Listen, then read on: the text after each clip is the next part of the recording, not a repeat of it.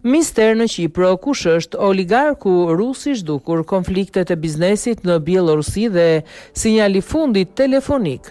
Autoritetet qipriote pohetojnë vendodhjen e Vladislav Baumgartner, 56 vjeç, ish drejtorit ekzekutiv të gigantit rus Uralkali, i cili është zhdukur që nga e mërkura 7 janar nga shtëpia e tij në Pisori.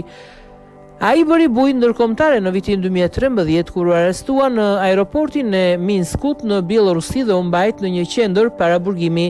Arrestimi i tij ishte kulmi një konflikti midis Moskës dhe qeverisë bieloruse mbi kartelin e potasit hidroksid kaliumi pas vendimit të Uralkali për të ndërprer lidhjet me kompaninë shtetërore Belaruskali.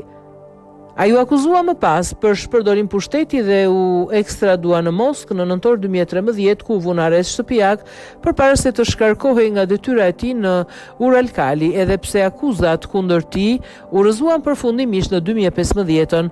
Çështja u pa në atë kohë si një situatë penq politik në kontekstin e marrëdhënieve Putin-Lukashenko. Operacioni kërkim shpëtimit që përfshin forcat e policisë, mbrojtjen civile dhe grupe vullnetare është përqendruar në një zonë bregdetare të thyer dhe të pjerrët pranë Pisorit.